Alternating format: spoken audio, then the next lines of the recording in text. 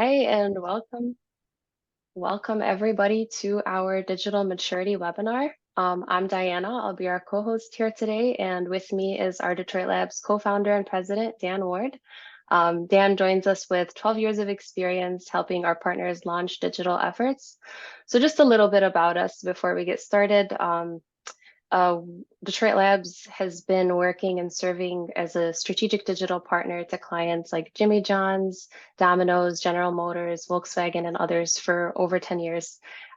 We've been helping them deliver world-class digital experiences through product strategy, interaction, and visual design and development. And today we're diving into a topic that's made its way to more leadership conversations and business conversations, and that's digital maturity.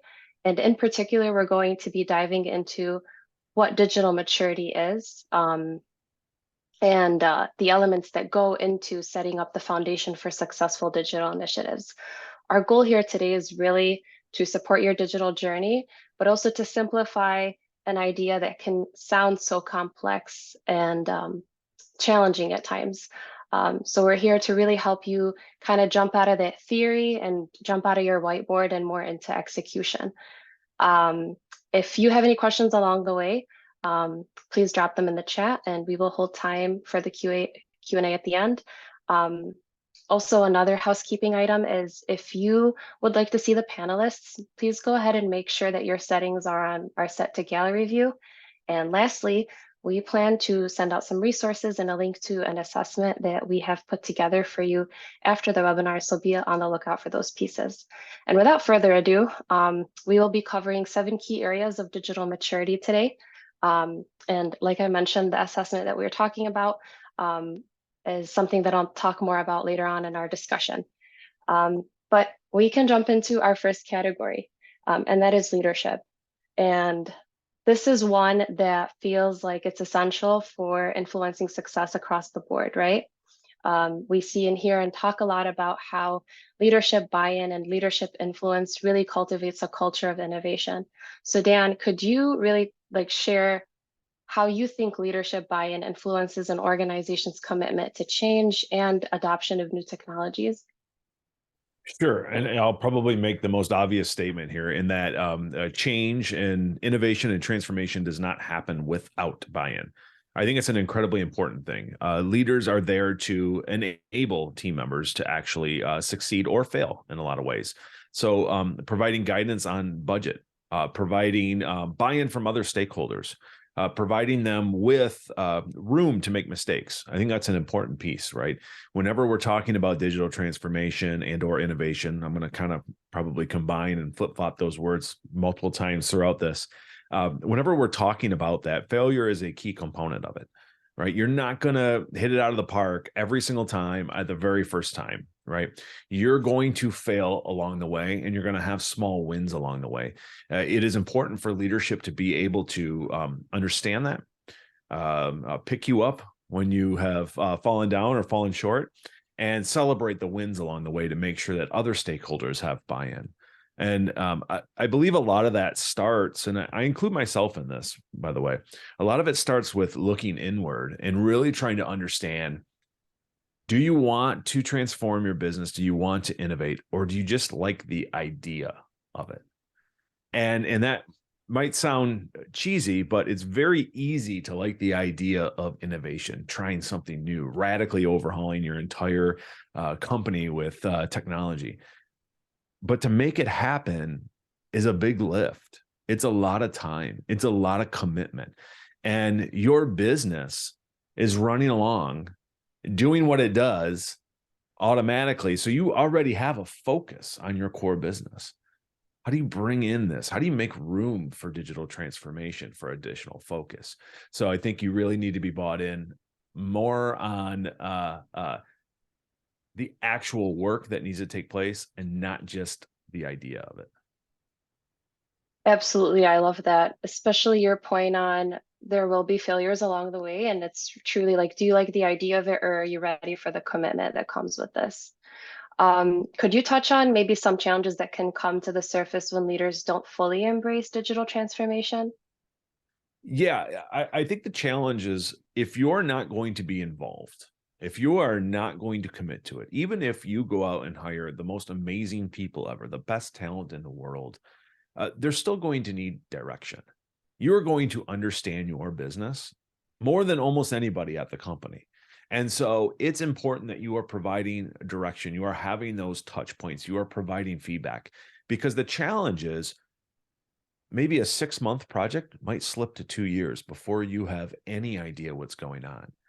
And it might end up being, I always lovingly say this, but might end up being a Frankenstein project, right? A little bit of direction here, a little piece from here, and all of a sudden it comes together. And at the end of the day, you're not actually solving a business problem that you have. You just have a nice little side project. Lovingly say this. All right.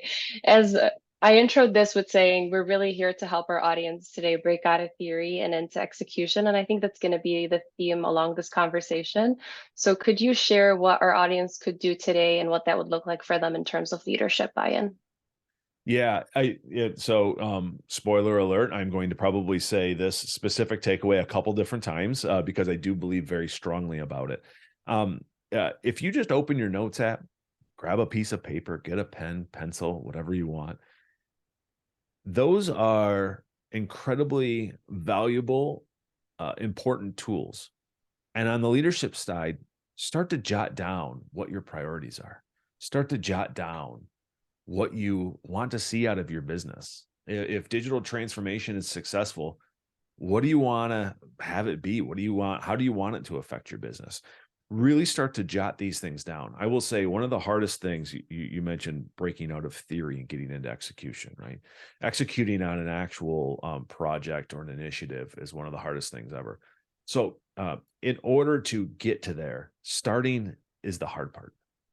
Like that is the hardest part. Think about that. Like actually starting something can be difficult. We build things up in our brain. Oftentimes they're bigger than they actually are because we build them up and we don't want to do them, when just getting it done is much simpler. So open up that notes app, get a piece of paper, and just start jotting a few things down. What do you want transformation to be? What can you honestly give to it with your time, your investment? And that's a start. A start is important. Yeah. And it's just getting your rough draft out like we did in school when we were younger. Our first It's rough so draft. important. My notes, let me tell you, my notes app, I don't know if there's a limit on the amount of notes you can have from Apple. I do believe I'm probably going to find a way to push it. I wish it was a bit more organized because I feel like that would help me be organized. Yeah. But if I focused on that, I don't think I'd ever write a note. So it's just all in there. Thankfully, there's a search feature, but you got to find the way, whether it's Apple Notes, Evernote, Notion. I don't know. There's a bazillion of them out there, but don't forget about that pen and paper. That's always helpful too. Absolutely. All right, moving on to our next category, which is strategy. So knowing the importance of leadership buy-in, I think, in my opinion, strategy comes in second in place in terms of importance for digital transformation and digital success. Specifically, I think sometimes we see orgs take on digital initiatives and projects, but they're treated as just that, side projects, right? They're not tied to an overall company goal that can dictate whether they were successful at the end of the year or not. And so can you talk about why that's not an optimal approach, and maybe touch on the importance of an integrated strategy for digital transformation? Sure. Let me first say that side projects are fun, right? Yeah. And we at Detroit Labs do a lot of side projects, and they can be a good time. And there are ways to try to pull value out of those side projects, but that is challenging. That is really taking a look at something and saying, okay, so how does that fit in my business? And how much time did we just spend on that? Instead, if you take the integrated approach and really try to understand all the different ways that you interact with your customers, and how can transformation, how can innovation, how can technology improve those different ways that you interact? Really breaking it down to the simplest form, starting by just listing all the different processes. Like, how do customers interact with you? What's the process each single time that they interact with you? Are there 5 steps in that process? Break it down, everyone. Can you improve one of those? And then if you improve one of those, does that improve the overall customer experience? Really trying to break down every single interaction and transaction that you have with those customers should unlock a nugget to be able to build on. It will allow you to stay away from those side projects if you can, and use all of that energy to improve every little part of that process. And let me tell you, uh, um, I think we often get into this challenge where um, transformation, it's a big word, right? Innovation, it's a big word. It feels big. It feels like it needs to be revolutionary. But in reality, it starts small. You have to really go after the small pieces because you start to build a foundation. You're exercising a muscle. You're learning how to do it every single time you improve one little element of that. And before you know it, all five of those small pieces are changed. And now you have a radically different way to interact with your customer. So I truly believe starting simple and starting small can lead to big results. Love that. I think I've heard you say a few times, small wins add up to big changes. And I feel like it's a philosophy we go by here at Labs too. Um, could you maybe share a real world example of small initiatives that have served as a foundation for larger initiatives in the Sure. industry? Yeah, I'm actually going to highlight Domino's Pizza, specifically their mobile apps. Now, I'm by no means taking any credit for this, and I definitely don't 100% know how it affected their total bottom line here. But one small thing they did on their mobile apps was introduce upsell. So when you go through the process of ordering a pizza, ordering a salad, a sandwich, whatever it might be, first of all, you're incredibly hungry. Otherwise, why are you there? Second, you're looking at all of these wonderful images of pizzas and sandwiches, and you become hungrier and hungrier yet. So there's a big opportunity to sell you something just a little bit more. Imagine going to a grocery store hungry. It's the number one thing you should never do, right? Well, it's the same thing. As you're going through this app, you're incredibly hungry. Then right at the end, Domino's popped up a little screen, just a little modal screen that said, "Hey, would you like lava cakes?" Now, I don't know if you're familiar with lava cakes, but they are these little round chocolate things that when you poke in the middle, lava comes out, and it's lava fudge, and it's absolutely delicious. And when you are buying pizzas and you are incredibly hungry, those lava cakes have never looked better. And so Domino's implemented that small change of having a pop-up right before checkout that says, "Hey, we essentially see you're incredibly hungry, and we have these really great tasty things, beautiful image of these lava cakes. You may want to buy these as well." And I know for a fact they saw a big uptick in ticket prices when they did that. And now you're seeing that everywhere. Almost everywhere you order pizza, you order food, you get that little upsell now. "Hey, I noticed you didn't add a cookie to that. Hey, I noticed you didn't add a fountain drink to that." And these little pieces, these are small changes, right? They're very small changes, but they can lead to big impact. Absolutely. That's a great one. And I've definitely done it multiple times. And sometimes you discover new menu items, so it's great. Oh yeah. Um, so we're ripping out our notes app. How can our viewers take meaningful steps towards influencing an integrated strategy? Yeah, I think it's using those notes app or piece of paper, I should say too, um, to start breaking it down. Again, you have to start at the highest level. If you're Domino's Pizza, what does ordering look like on the phone? What are the different steps that you walk through? What are the different interactions with the customer? And I'm just using them as an example, but really start to write it down. I think it'll do two things. One, it's going to challenge yourself on what you know, right? There's going to be a lot of things you're going to make assumptions on and realize that, oh my goodness, I should probably research a little bit of this. It's going to really detail every single process that exists within your organization, and it's going to help you find that nugget of change that you can go after. Once you do that, then you at least have a path. Absolutely. I think I always find a bird's eye view helps with anything when you're trying to just get started. All right. With leadership support and an integrated strategy in place, we moved into data, and we are obviously in data-driven business environments, and it's made its way to forefronts. I actually think I just read an article the other day. Back in 2017, The Economist made a statement that said, data is now more valuable than oil. And I was like, whoa. And I think it does make sense, right? So we look at that and then we think, well, more like setting the foundation for digital initiatives does begin with data, but more importantly, an integrated data approach. And I think integrated is going to be a theme in this conversation too, right? Especially with digital, you definitely don't want to silo things out. And so here, could you share why it's essential for orgs to integrate their data across various systems and functions? Sure. I think you've got a couple things here. I think first of all, if you are only bringing in data from one of your systems, you're only telling one story, right? Most companies have multiple systems for doing various different things. You might have a content management system, you might have an ERP. All of these different things exist. And so integrating that data gives you, first and foremost, the best opportunity to tell the largest story, right? To give the health of your company the complete picture.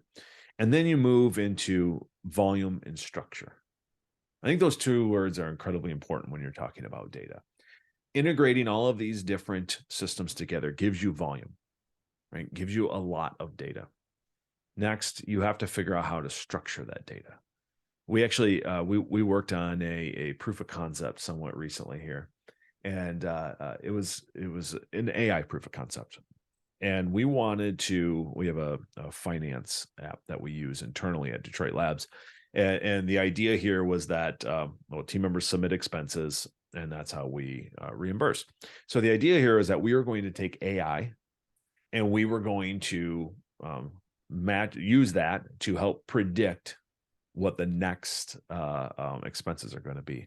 Very great AI use case. And as we started going through this, we're realizing that there's just not enough data, right? It's just not enough data. It felt like we had enough. So then we said, okay, this isn't going to work from a proof of concept standpoint. Yet we just got a taste for AI. We really wanted to understand what we could do with it a little bit further. So we went out and we've got some open data that we used. It was names in the United States, I think. And we get really excited because there was thousands and thousands and thousands of data, rows of data inside the row was multiple data sets. And the model returned that it was just the minimum amount of data that we needed. And we thought we were data rich, right? We were very excited about it. And then the model said no. So in order to utilize all of the data that you have, you need volume first and then structure. Otherwise, it's just not going to play out. I like that you used the AI example and exploring that. I think data and AI definitely go hand in hand in today's and like conversations, and most times they're tied to AI. There's definitely more to data than that. And maybe we could talk more about what we could do with data and maybe a use case scenario.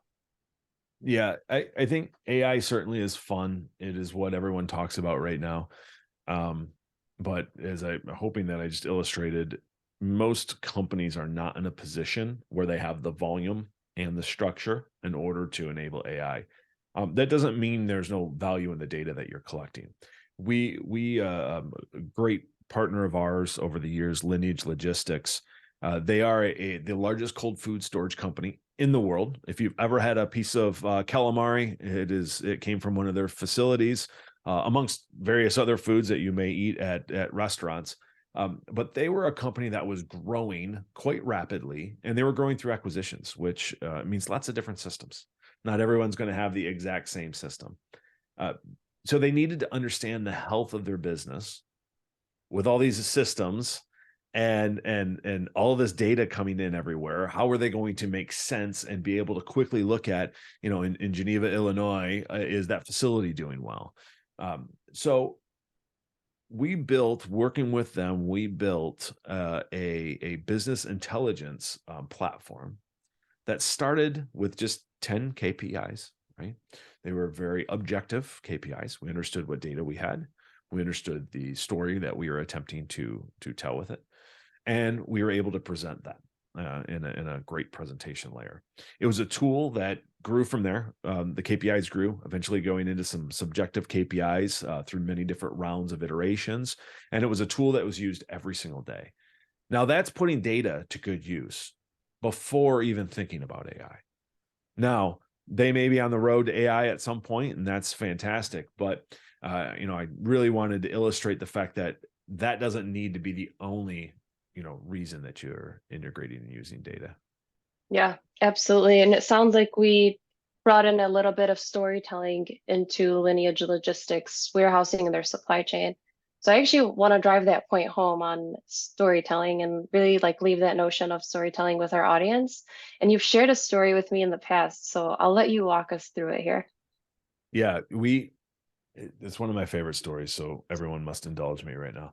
So we had a really great developer that loved to tinker, tried pretty much every piece of new technology, tried to integrate anything physical into a digital space that you could imagine. And one day he came to me very, very, very excited.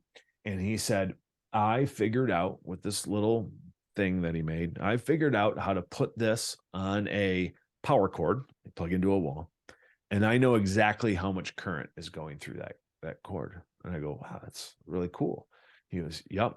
So do you think you can sell that to a client?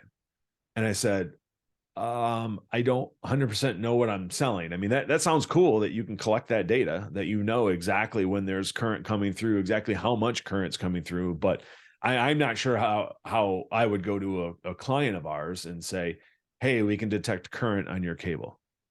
I said, so great use of technology, very interesting. But if you can think about how we would utilize that and come back to me, then I think I could understand it better. And so, I essentially said, hey, try to figure out how to tell a story with this data. So he went back, worked on it for a little while, and it must have been a month later. He came back just beaming, excited. And he goes, I got it. And I, of course, forgotten at that time. I said, I don't know what you're talking about. You remember that plug, the thing I put in the plug? I said, yeah. He goes, I figured out a good use case. I said, okay. He goes, I can put that on the plug to the coffee machine in our office. So, okay. The minute the coffee machine turns on, I can detect it based on the current. And I can detect the minute it stops brewing. So start brewing, stop brewing, because of the different current going through the cable. I said, okay. I kind of think I see where you're going. He goes, so check this out. You go into our main Slack channel, and now the coffee bot will notify everybody in the main Slack channel that there's a fresh pot of coffee. I was like, my man, you figured it out. You just you took this data, right? The current coming off of this cable, and now you just told a story with it. I go, that I can take and sell. That I can tell people about. So it's just, I don't know. I love that story to this day. I mean, we're talking something that happened probably 7 years ago, and I still love this story. That is awesome. Um, our last takeaway here before our next one is just again breaking out of theory into execution here. What does that look like for our audience today? Yeah, I think it's really trying to understand what story you can create with your data, knowing what you have, what do you want to use it for. I think you have to have a basic foundation of what you have. I think that's important, but you really need to figure out what you are attempting to tell, what you are attempting to influence and change, and then figure out, does the data support that? Can the data feed that story? Telling a story is really powerful on so many levels. And if I can be cheesy and call it back, you can put that in your notes out. I like that. Um, the example you just shared is actually a perfect segue into what we're getting into. And many, like when we talk about product, because that's our next category, there are lots of companies out there incorporating digital offerings to enhance their goods and services now. So what does that mean to really supplement goods and services with digital offerings? And maybe how might companies be able to identify opportunities to integrate those digital elements into their existing offerings? Yeah, so I'm gonna break this down into two categories, and I do believe that for all leaders out there, digital transformation specialists out there, this is a very valuable thing to do. Break down interactions with your customers and separate that from transactions. So frequent transactions versus valuable interactions. So, for instance, a valuable interaction is an opportunity to connect with a customer. That could be a face to face greet. That could be a customer service experience where you're really kind of bringing them into your brand, leaving a great impression with them. And that is something that you don't want to disrupt with digital, right? I think it's very important that that remains the same. Now, there's the other areas that are just frequent transactions. Somebody has to pay a bill. I don't need to call to pay a bill. Somebody has to sign up for a newsletter. I don't need to call to sign up for a newsletter. I don't need to walk into an office to sign up for a newsletter, right? These transactions that happen frequently that could be low touch, those are ripe for transformation and innovation. Those are perfect for digital experiences.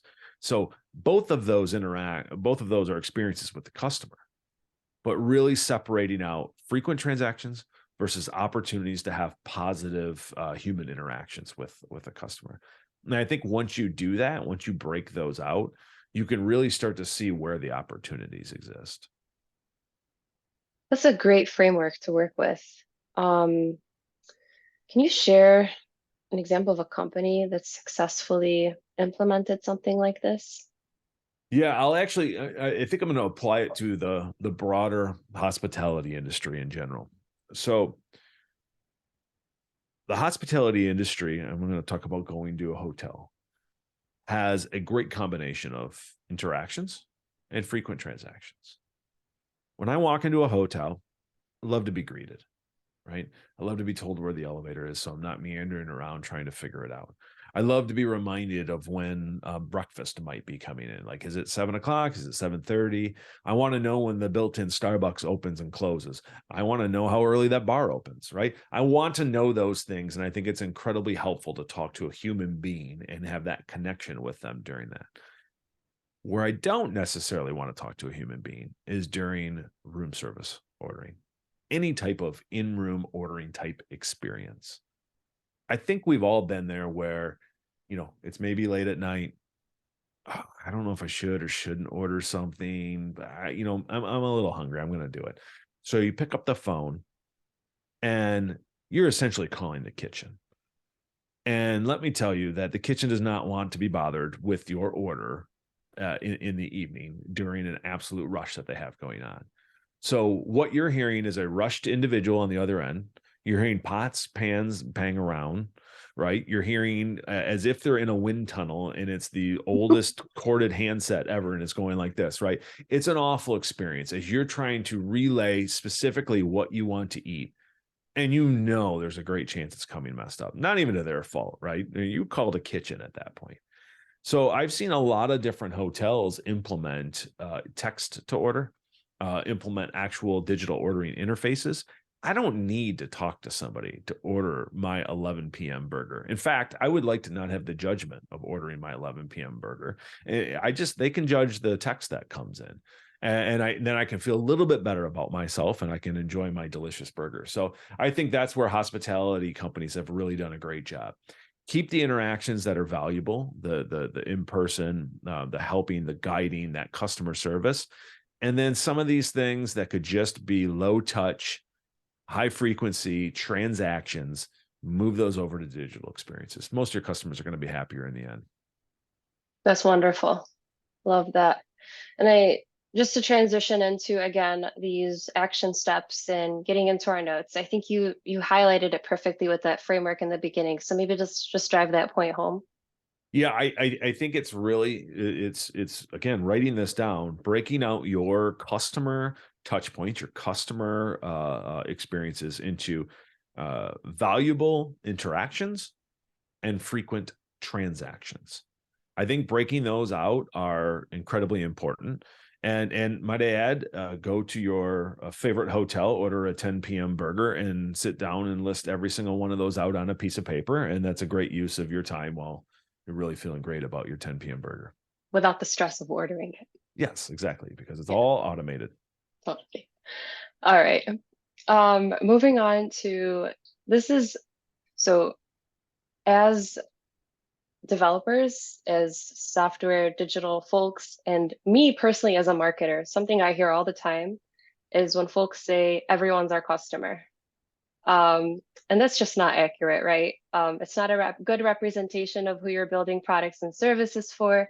So if we're talking about voice of customer here, could you share how does understanding your customer personas help organizations tailor their products and services to meet their customer needs?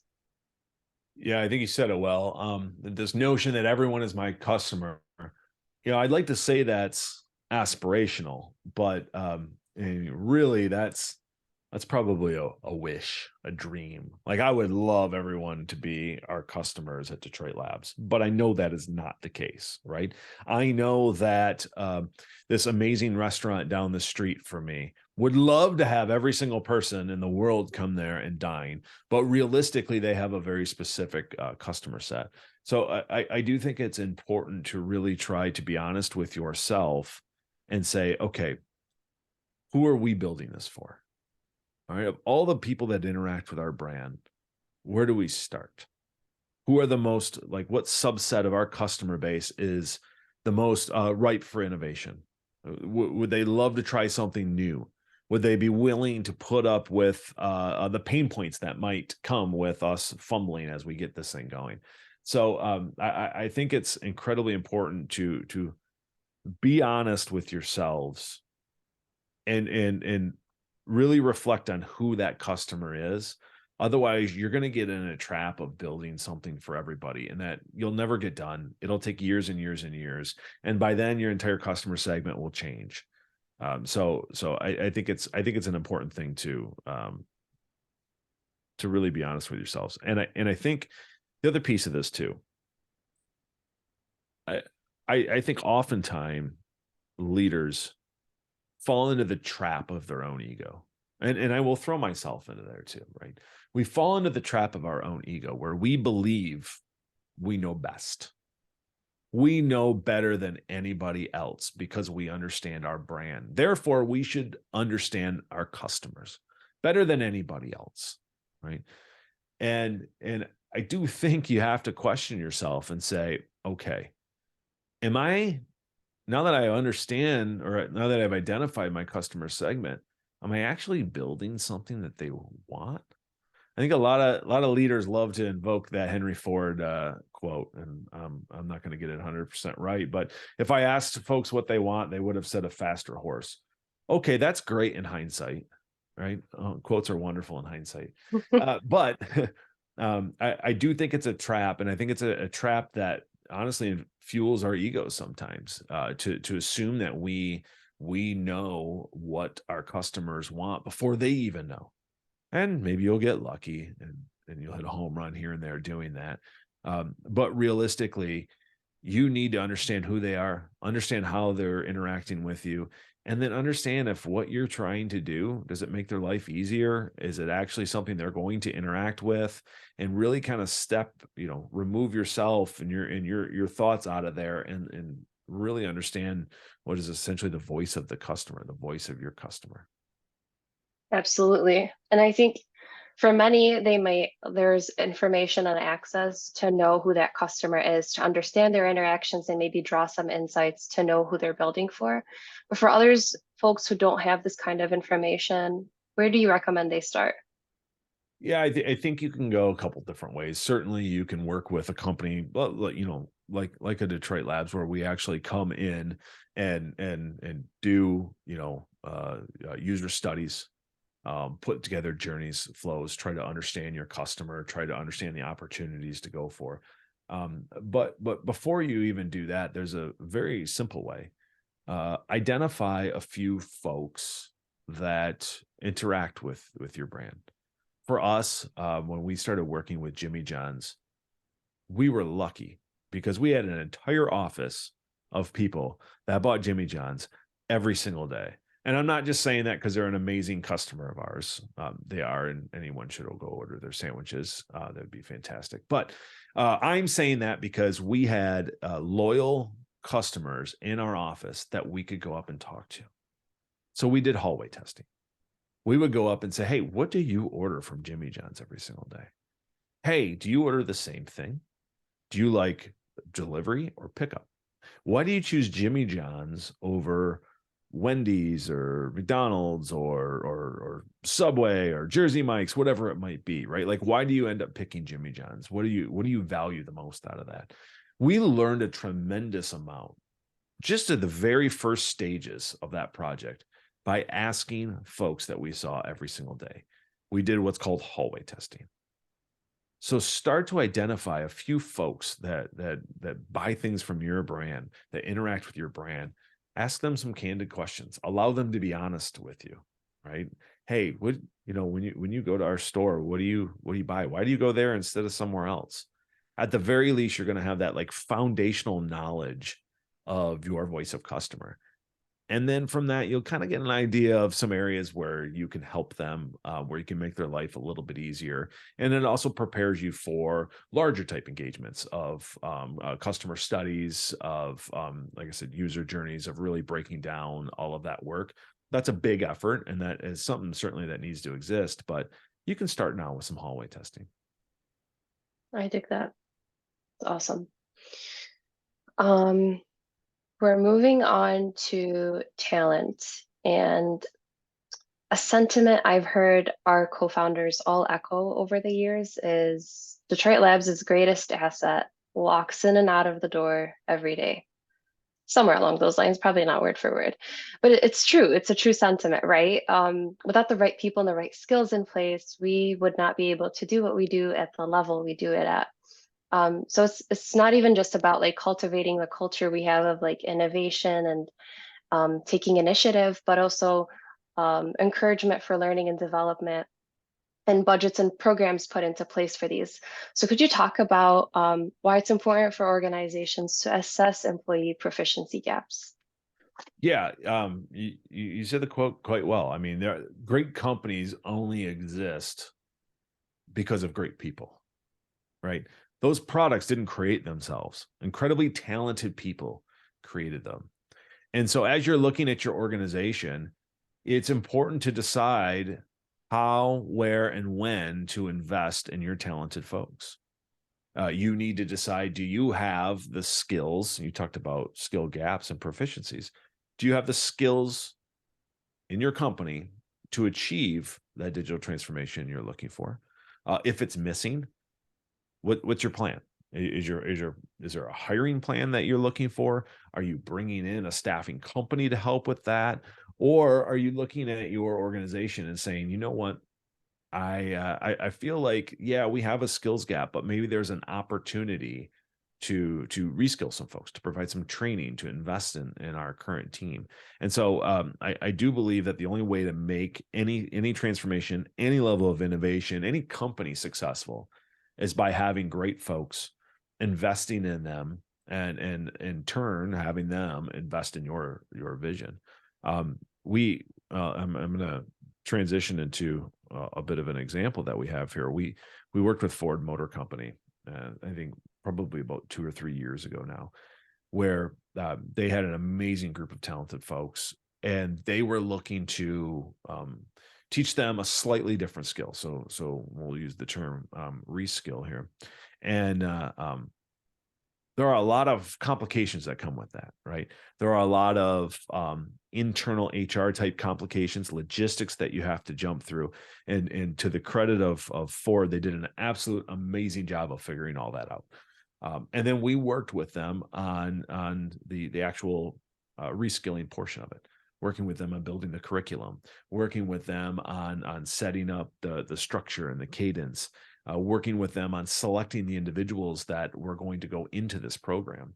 And then we put them through a 3-month reskill program. It was wonderfully successful. And I think the biggest thing that both our, Ford and ourselves learned was that investing in your current team members resulted in like a loyalty to your business and understanding of your business and of your product and of your challenges and of your successes that is unparalleled. And so it was a really great experience. I certainly can speak for ourselves and say it was amazing. I'm fairly confident Ford thought it was great as well. And it's really another great option as you're looking to go down the road of transformation, go down the road of innovation. Do you hire? Do you bring on staffing? Do you use an external partner in general to do the project? Or do you reskill some of your folks that currently exist?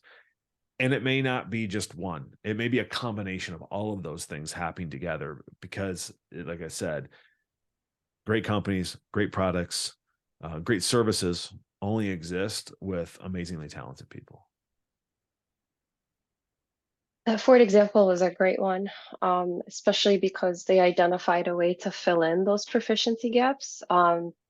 Can we talk about how folks today can assess themselves and maybe explore different options along the lines of a reskill?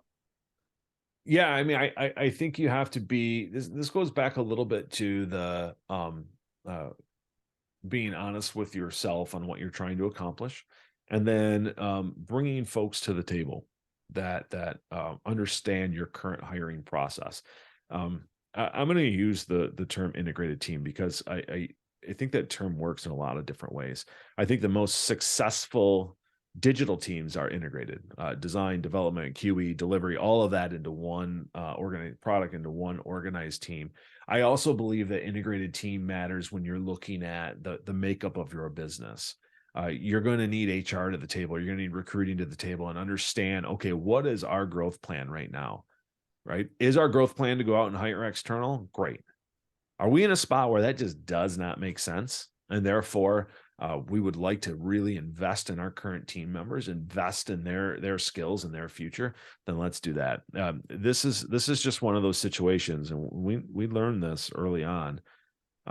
If you don't have all parties at the table, if this is just an HR initiative or just an IT initiative or just a leadership initiative, then oftentimes it doesn't work. Where Ford really, really stood out was IT was at the table with their product. So their developers, their product, and then you had HR at the table as well. Because HR had to figure out all those logistics, right? Like there are roles and titles and pay and benefits and all these things that come into play when you're talking about reskilling an individual that I believe sometimes is overlooked. And so we experienced an amazing group of folks that were completely integrated, talking to each other, and had a great plan. So if you are assessing your talent and you are noticing some skill gaps, it's important to have everyone at the table. Otherwise, you're just going to get stuck in theory, right? We talk about breaking out of theory and getting into execution. You get stuck in theory. Absolutely. And that it goes back to that sentiment we talked about earlier that really for success to take place, we need to integrate teams, integrate processes, that it's not about siloing each individual team alone. Wonderfully said. All right, on our last category, which is tools, this can feel like a very open-ended area, right? When we consider new system integrations or new technologies, you really don't know like where to begin. So how do you recommend folks can approach this in an intentional way while remaining open to new ideas and approaches? And maybe talk about like internal tools versus like customer-facing tools and what that process would look like. Yeah. Well, let's maybe focus first and foremost on internal tools, and we'll go at the simplest level. And I've talked about it to the point that you're probably annoyed with it, Diana. But utilizing your notes app or a notebook is a great tool, right? It's a great tool to get yourself to just start somewhere. I always tell people, I work a lot with Central Michigan University and their entrepreneurship program. And to anybody that's wondering if I was going to bring up Central, because I bring them up all the time, I did. And I work with their entrepreneurship program, and I always tell folks when they have these ideas, you got to start somewhere. Buy the domain, get a Twitter handle or Instagram handle or whatever, right?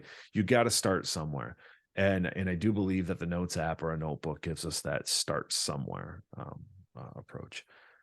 Understanding how you're going to communicate is that next level. Those could be tools like email, like Slack, like HipChat, whatever is out there today. But those are just those internal tools that you can utilize. But I think there's another component of that, and you said it, like external tools. What tools are we using to accomplish our goals? And when I think of that, I think about things like, is it mobile? Is it web? Is it React? Is it React Native? Is it Angular? Whatever it might be. There's a lot of different opinions that are out there. And I think it's important to look at it from what's the right tool for the job? And what are you trying to accomplish? So if you're looking to come out with something that is high frequency, like somebody's going to interact with this product on like an everyday basis, maybe mobile's great for that. If this is something that it's once in a while interaction and you need to get a lot of information across, maybe web's really great for that. I always say that mobile is an extension of your brand, while web exists as a destination, and people need to search out web, and mobile, once you get over that hurdle of downloading, is always there taking up real estate on a customer's phone. So it really depends on what you're trying to accomplish, but you pick the right tool for the job. So that's both internal and external. I feel like out of everything that we've talked about here, that happens to be probably the one that is either simplest and divisive all at the same time. If that makes sense. Yeah, thank you.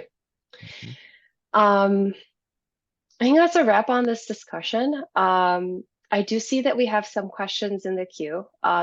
If you still have a question that you haven't submitted, please be sure to send it over to the queue and we'll address them all momentarily. But before we do that, I'd like to take a moment to share an important and helpful resource with you all. For those of you really committed to closing your organization's digital maturity gap, we'd like to invite you to take the Digital Maturity Gap Assessment, which you can find at info.detroitlabs.com/DMA. You'll find the link in the chat. This assessment will score your organization across the 7 categories that we discussed today. It provides you with a detailed understanding of your personal current state of digital maturity, and it gives you a breakdown of actionable recommendations that you can apply to quickly start closing that digital maturity gap. It only takes about 5 minutes to complete, and there's no commitments required to complete this. And we see that the insights from this and the insights you'll receive from this truly will empower you to make informed decisions about your journey and help you prioritize the right initiatives. So again, just to take that first step, visit that link. It's in the chat now. I believe Kate dropped it in for us, and we'll also follow up with it via email after this webinar is over. And without further ado, let me see what we have questions, Dan, and we'll start with those for you. All right, we have one. You talked about the Domino's app. Was Detroit Labs involved in the recent Domino's app launch on Apple CarPlay and vehicles? Is this version of the app meeting the expectations KPIs that were set? Great question. Answer is pretty easy. No, we haven't worked with Domino's in several years now. They've grown an incredible team over there, amazingly talented team over there. Mobile's core to what they do. I can't speak to their goals, expectations, or KPIs around the CarPlay version of that. I certainly know it has marketing value, and certainly I expect it has value to Apple as well. So Domino's is a great team, and no, we did not work on that. All right. Our next question is, how can I measure the ROI of digital transformation initiatives? I think first and foremost, you have to understand what success looks like when you set out to do this. One of the things that we have done in the past with clients is break down three different components of a project. First is audience, and we talked a little bit about that in the voice of the customer section. Break down the audience, really ask our clients, okay, who's going to use this experience? Again, it's not everybody. The next is understanding pain points. What pain point does your customer have with you? What pain point do you have with maybe your customer or process? And what does success look like? So I think this is directly what gets to the ROI. If you're going to set out and build a digital product, do you want it to bring in more revenue? Let's say, okay, maybe that's the one. Well, more revenue likely has some leading metrics behind it. Is it better conversion? Is it time on page? Things of that nature that result in more revenue down the road, and really highlighting each one of those things for criteria of success is the most important before you even determine if there is an ROI. I think a lot of times people forget that part of it, that asking of themselves, what does success mean when we're going to embark on this product? And then they get a year down the road, and when they're asked, was this valuable? It's a tough one to answer if you've got nothing to point to. That's a great one. The other question that we had was, how can digital transformation help my organization stay competitive in the market? I feel like that ties a little bit to ROI too. Well, yeah, I think there's competitive can come in a number of different ways. One, I mean, if you're attempting to transform something that ultimately leads to higher revenue, like a direct correlation to higher revenue, of course that's going to be competitive. I also think there's value in communicating to your customers that you believe in the business and therefore you're investing in the business. I think that comes across. Customers see, maybe you have a great mobile app. Customers grow to expect it to have an update every single month, right? They expect to have frequent changes that showcase your investment in your product and therefore your investment in them. So much so that they may not go to another competitor because they understand that you are a growing and evolving entity. So I do believe it can happen in multiple different ways. Yes, direct ROI from a revenue standpoint, and sure that is definitely something that keeps you ahead of the curve on competition. But I also think there's a big play on the perception side of things. By a willingness to invest, prioritize time, dollars, effort into digital transformation, you're saying that, hey, we believe in our product, we believe in our company, and therefore customers, we believe in you. And I believe that's a huge competitive advantage. Love it. That is a wrap on Q&A. Thank you, Dan, for joining me in this discussion today. And thank you all for joining us and just hearing us out as we share our journey in digital maturity and hopefully join yours. Be on the lookout for an email with more resources and a link to the digital maturity assessment. I highly encourage you all to take it. And that's a wrap for now. Bye, everybody. Thanks, Diana. Bye, everybody. Thank you.